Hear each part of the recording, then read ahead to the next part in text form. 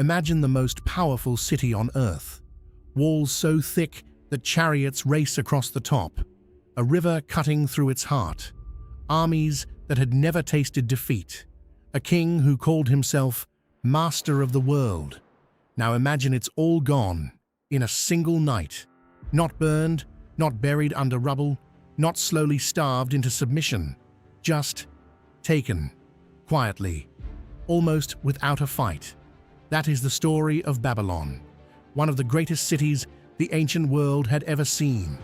A place so feared, so vast, so deeply woven into the fabric of civilization that its fall seemed, to everyone who witnessed it, completely impossible.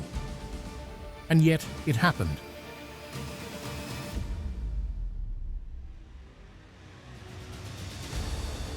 The question that historians have wrestled with for 2,000 years is not just how Babylon fell, but why it fell so fast.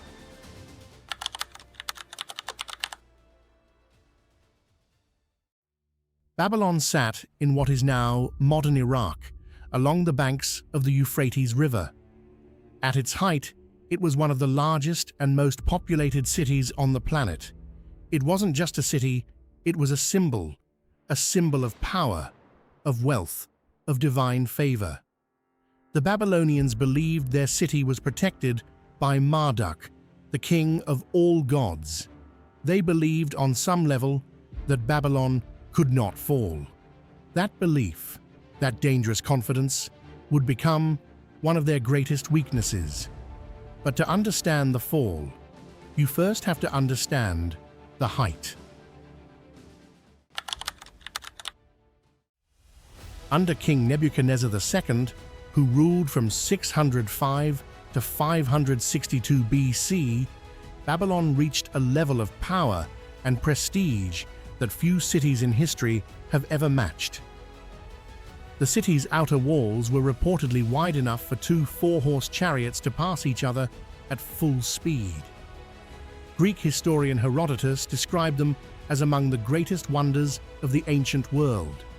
Whether every detail of his account is precise or embellished remains debated, but the archaeological evidence confirms. Babylon was immense, fortified, and engineered with extraordinary sophistication.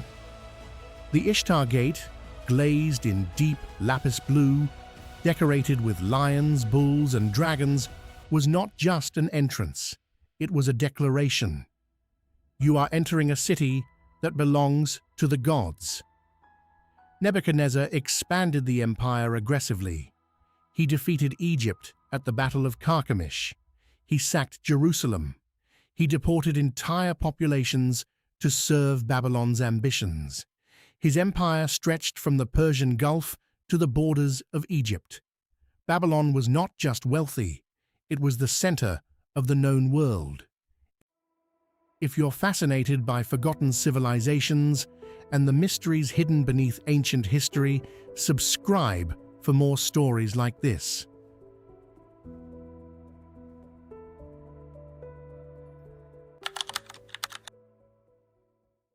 But empires don't fall from nothing.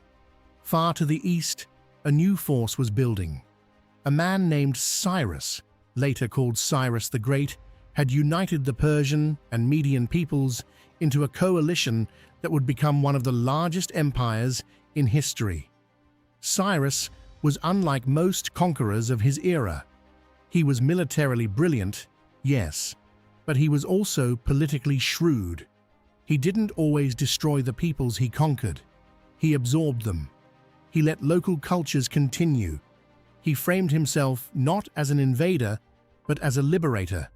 By the 540 SBC, the Persian Empire had swallowed the kingdom of Lydia, taken control of vast stretches of Anatolia, and was moving closer and closer to Babylon's sphere of influence. The pressure was building. Back inside Babylon, the situation was growing complicated. Nebuchadnezzar II had died in 562 BC, and in the following years, Babylon cycled through a series of weak and unstable rulers. Political intrigue, coups, and shifting loyalties weakened the ruling class. The last king of Babylon was Nabonidus, a deeply controversial figure. He spent years away from Babylon, living in the Arabian oasis of Tamar, leaving his son Belshazzar in charge. He also elevated the moon god Sin above Marduk, a move that deeply alienated Babylon's powerful priestly class and much of its population. A city divided against itself does not defend itself well. October 539 BC.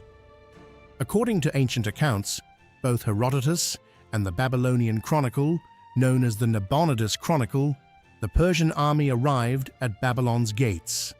What happened next is one of the most debated events in ancient military history.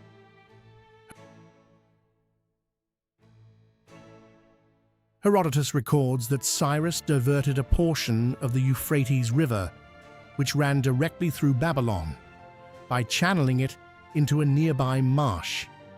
This lowered the river's level inside the city walls, allowing Persian soldiers to wade through the riverbed and enter Babylon beneath its defenses. Historians debate how precise this account is. Some believe a partial diversion occurred. Others suggest Persian forces may have exploited weaknesses at the river gates through intelligence and timing rather than large-scale engineering. What is clear from multiple ancient sources, including the Cyrus Cylinder and the Nabonidus Chronicle, is this: Babylon fell in a single night, and it fell with remarkably little resistance. The city did not burn, the walls did not crumble, the people did not fight to the last. Cyrus entered Babylon not as a destroyer, but as a king, walking into an already surrendered city.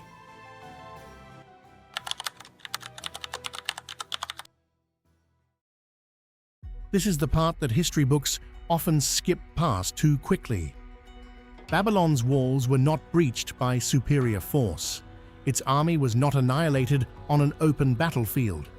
The city fell with almost no military engagement, and that tells us something far more important than any battle tactic ever could. The empire had rotted from within. Nabonidus's religious reforms had alienated the priests of Marduk, the most influential religious institution in Babylonian society. Without their support, the king had no spiritual legitimacy in the eyes of the people. Cyrus understood this. He played it masterfully. Persian propaganda, including the famous Cyrus Cylinder, framed the conquest of Babylon not as an invasion, but as divine will. Marduk himself, the text claims, had chosen Cyrus to restore order to Babylon. Whether the population believed this entirely is unknown. But the effect was real. Resistance was minimal. Internal support for the existing regime had collapsed before the walls were ever tested. Let us know in the comments, what do you think caused the fastest collapse of a great empire in history?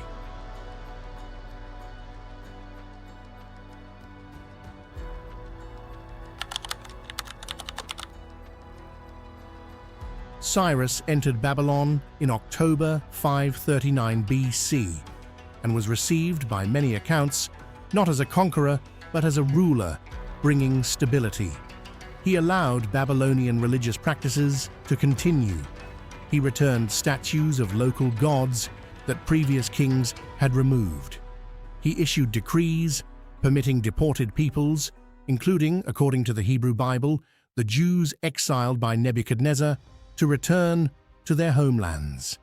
Babylon was absorbed into the Achaemenid Persian Empire, where it initially retained considerable importance as a regional capital and economic center. But the story doesn't end there.